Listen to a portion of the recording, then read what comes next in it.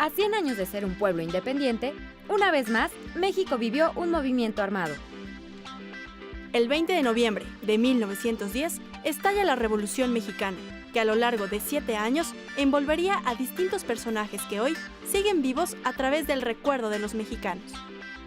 Acompáñenos en un recuento de nuestros viajes por la República Mexicana.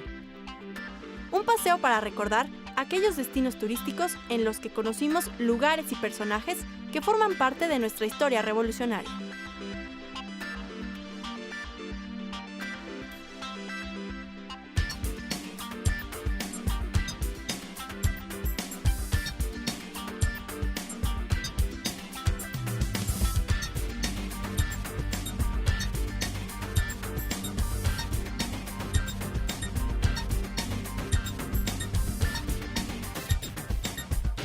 Con más de 30 años en el poder, Porfirio Díaz dio prestigio internacional al país e impulsó el desarrollo cultural y económico.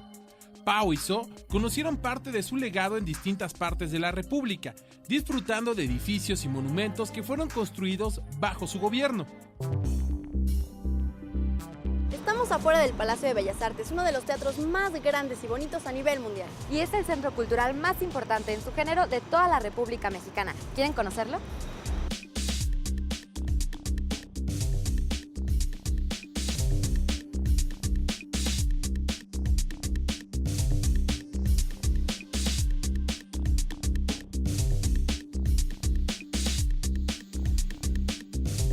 El Palacio de Bellas Artes es seguramente el edificio más conocido de nuestra historia cultural del siglo XX, de la ciudad, del país, y es emblemático. Es un espacio que nos representa por muchas razones. Porfirio Díaz decide construir este edificio como parte de los homenajes del primer centenario de nuestra independencia. Iba a ser inaugurado en 1910 como el Gran Teatro Nacional. Para las paredes se encargaron murales a los grandes maestros de la escuela mexicana: Rivera, Orozco, Siqueiros, Tamayo y González Camarena. Así como el Palacio de Bellas Artes guarda parte de la cultura mexicana, el Archivo General de la Nación está resguardado en otro palacio de la época porfiriana.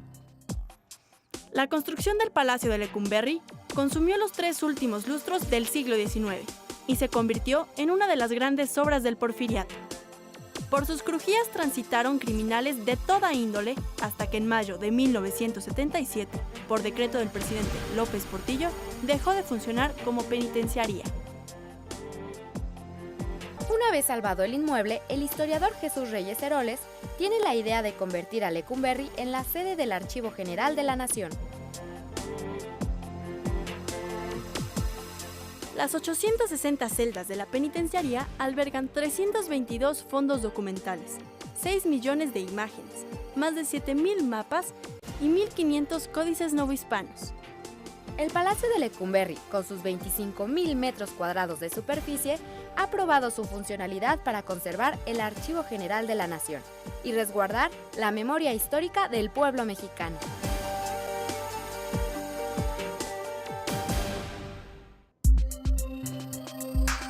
Durante el largo periodo presidencial de Díaz, se logró consolidar la paz e impulsar el crecimiento de la política en el país. Algunas personas se encontraban inconformes con sus ideales y políticas, por lo que levantaron la voz. Uno de ellos fue José Guadalupe Posada, quien mostraba los problemas sociales a través de sus estampas, que ahora están en Aguascalientes. Este artista es conocido por sus estampas populares y caricaturas sociales, inspiradas en el folclore mexicano. Posada nació en Aguascalientes. Aprendió grabado en madera y litografía con el maestro Trinidad Pedrosa. Como opositor al régimen de Porfirio Díaz, publicó en el periódico El Hijo del Aguizote distintas caricaturas en alusión a los abusos del gobierno y las intrigas políticas.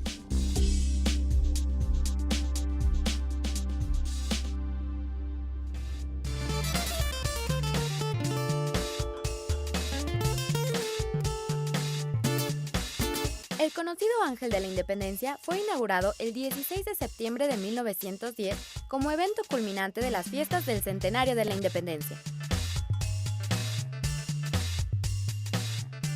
Este monumento está inspirado en columnas famosas de todo el mundo, como la de Roma, la de París y la de San Petersburgo. Además, el Ángel de la Independencia en la actualidad es un lugar muy concurrido para festejar. El 2 de enero de 1902 fue puesta la primera piedra del monumento por Porfirio Díaz. Sobre esta base fue erigida una columna corintia de 35 metros de altura, labrada en cantera, misma que se encuentra coronada por la famosa Victoria Alada.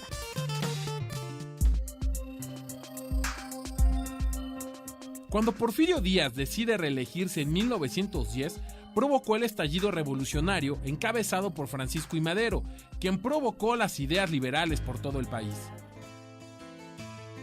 Madero se lanza a la revolución con el Plan de San Luis el 6 de octubre de 1910, y en nuestra visita a la capital potosina conocimos la que fue su cárcel.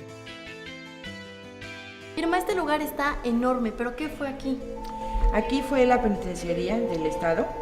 Es un edificio de la época del Porfiriato y duró un poquito menos de 100 años en servicio. Actualmente es el Centro Estatal de las Artes. Aquí es un lugar en donde vienen a tomar todo tipo de conocimientos de las diferentes disciplinas artísticas, tanto jóvenes como niños. En el año de 1910 ocurrió un hecho histórico, ya que el general Porfirio Díaz ordenó que se apresara a Francisco I. Madero. Aquí inició la redacción del Plan de San Luis, promulgado unas semanas después de que Madero lograra escapar y viajar a los Estados Unidos.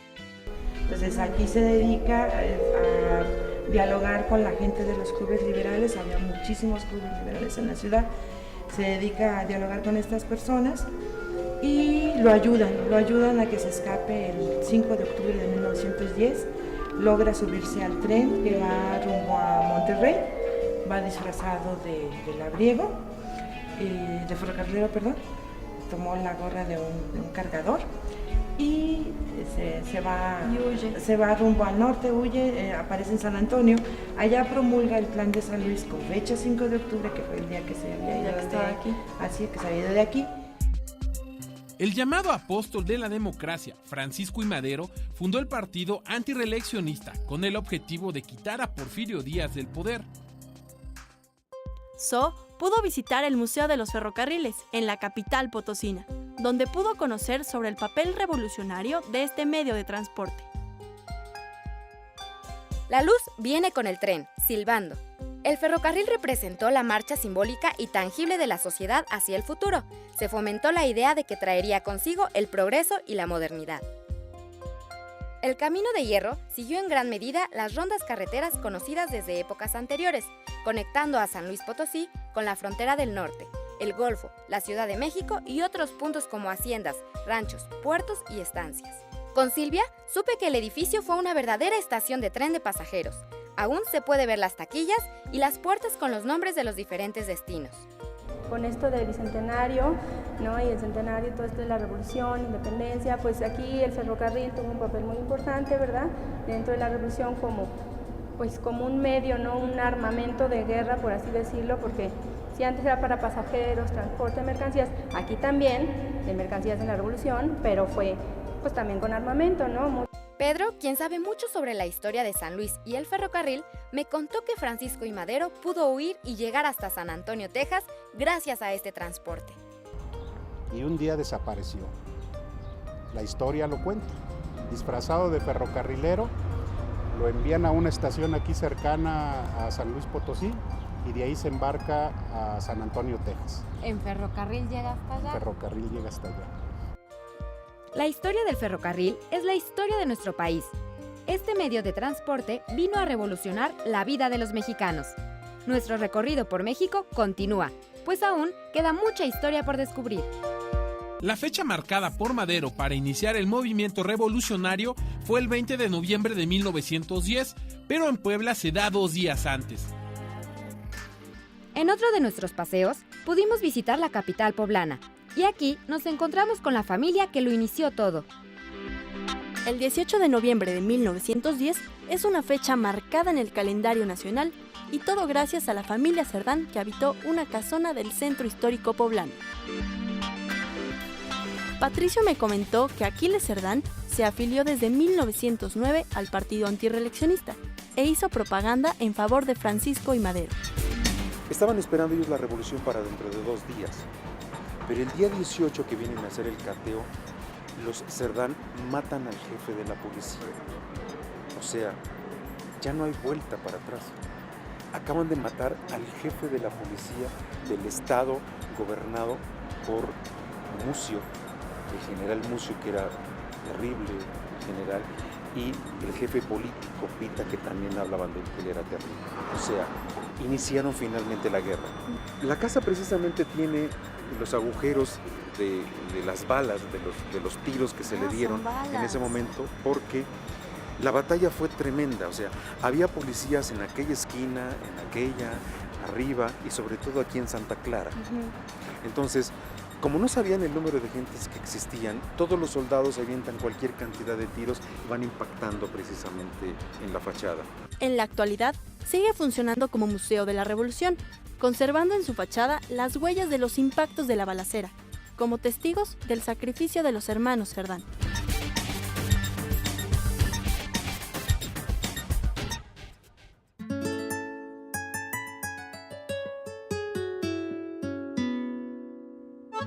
En la Plaza de las Tres Centurias, en Aguascalientes, So pudo conocer a Cari y platicar sobre el papel de este medio de transporte. Oye, Cari, ¿qué es esto de aquí atrás? Ah, mira, esta es la locomotora La Hidrocálida, es la última de vapor que pasó por Aguascalientes y es muy importante porque representa como todo el auge que le dio el ferrocarril a nuestra ciudad. Y también porque fue muy importante en la revolución el ferrocarril. Desde antes de su nacimiento oficial en 1575, la Villa de la Asunción de Aguascalientes tuvo por vocación servir como punto de enlace y refugio a quienes recorrían los caminos de Zacatecas a la Ciudad de México, vía conocida como la Ruta de la Plata. Porque aquí el ferrocarril fue como la industria, digamos, más grande que le dio el trabajo a todos los aguascalentenses que comenzaron aquí. La importancia de las edificaciones ferrocarrileras no solo se ubicó en la estación de pasajeros, sino primordialmente en la zona de talleres, que durante décadas fueron los más importantes del país. ¿Cuándo llegó el ferrocarril a Aguascalientes? El ferrocarril llegó el 4 de febrero de 1884 y en la estación están algunas fotografías de cuando llegó y también cuando lo usaban los revolucionarios. Ah, de aquella época. De aquel tiempo.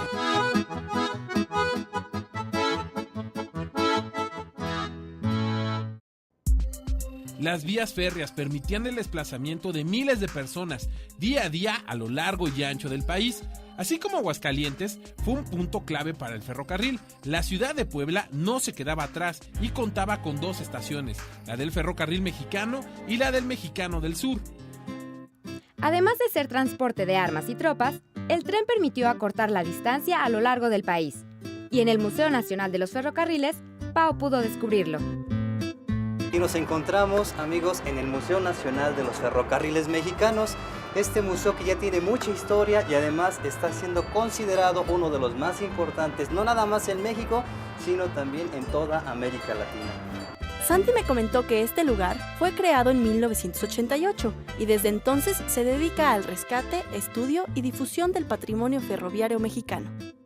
El vagón que estamos conociendo y que estamos en este momento viendo es un vagón de 1914. Ya los amigos luego recordarán que en esas fechas estábamos en pleno movimiento revolucionario. En este recinto histórico se albergan los más valiosos bienes generados por los ferrocarriles mexicanos desde su llegada a México en 1850. Déjame comentarte que cuando Porfirio Díaz llega al poder, se contaba con aproximadamente 700 kilómetros de vías. Cuando Porfirio Díaz deja el poder, aproximadamente 20,000 kilómetros de vías contaba en la nación, en la República Mexicana. Con el tren, grandes cambios se suscitaron en el país. Sus vagones transportaron los sueños de muchas personas y hoy sus vías nos permiten recordarlas.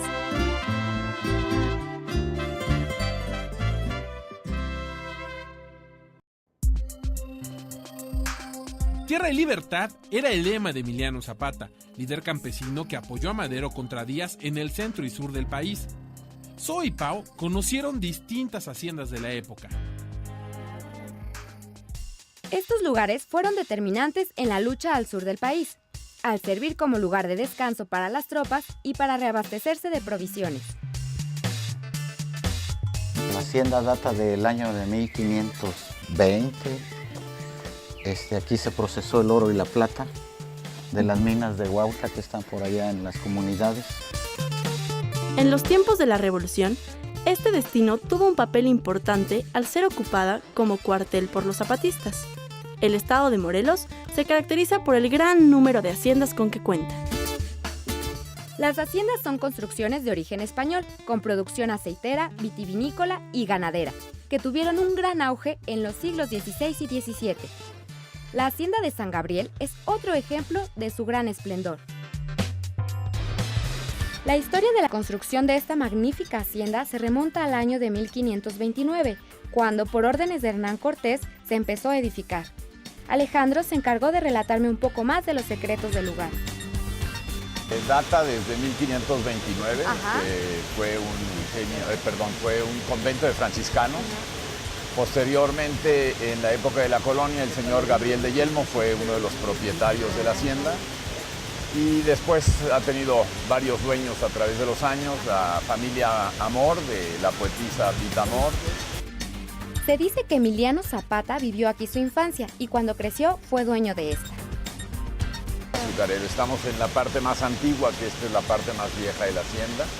Y la cascada, que era el sistema de riego de entonces, en la parte de atrás estaban lo que eran las norias, que eran las que hacían mover la energía para todo el funcionamiento del ingenio. Desgraciadamente, después de la revolución, las norias se vendieron por Fierro Viejo en esa época.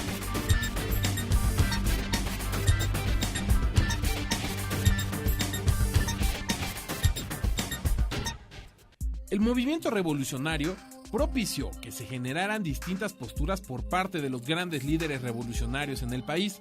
Después de 5 años de lucha, decidieron reunirse en la ciudad de Aguascalientes para intentar acabar con la lucha armada. El Teatro Morelos se lanzó a la fama, por así decirlo, al concierto histórico a raíz de la Convención Revolucionaria de 1914. Ay, hay un museo. Vamos a ver. Son fotos de cómo era el teatro antes. ¡Wow! ¡Ay, aquí está Villa! Mientras Pau recorría el teatro, yo encontré un pequeño museo en honor al movimiento revolucionario. Había fotos que mostraban cómo era el Teatro Morelos antiguamente. La primera convención fue en la Ciudad de México, en octubre de ese año, del 14. Al no haber esa conciliación de intereses, se creó un estado neutral. ¿Por qué?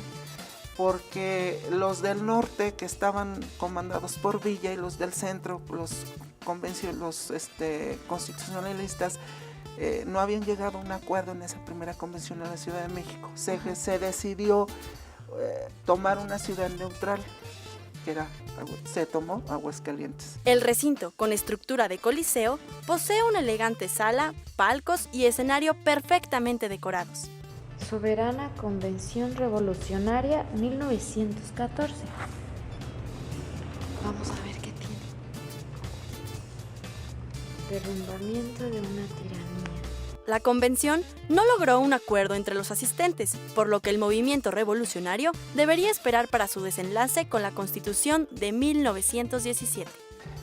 Se les estaban pasando un cinematógrafo y pasó Carranza en la filmación, y los que estaban en contra de Carranza tiraron unos balazos al escenario.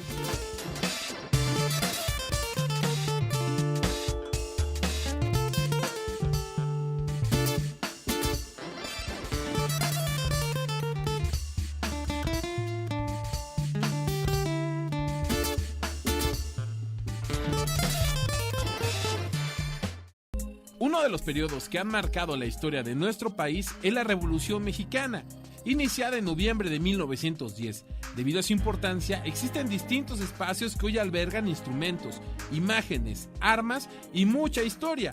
Uno de ellos es el Museo del Estanquillo en la Ciudad de México. ¿Por qué se llama Museo del Estanquillo? Bueno, esa es una pregunta muy interesante que casi todo el mundo se hace. En un estanquillo originalmente se encontraban diversos objetos que la gente podía encontrar ahí. Eran tienditas donde tú podías encontrar desde petróleo, semillas, velas, telas, había de todo.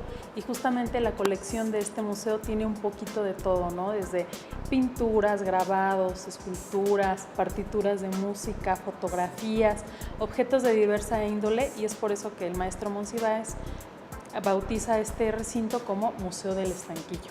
Parte de su colección personal es representativa de la Revolución y todos aquellos personajes de la época.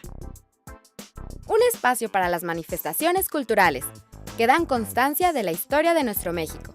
Un paseo por nuestro pasado en nuestro presente.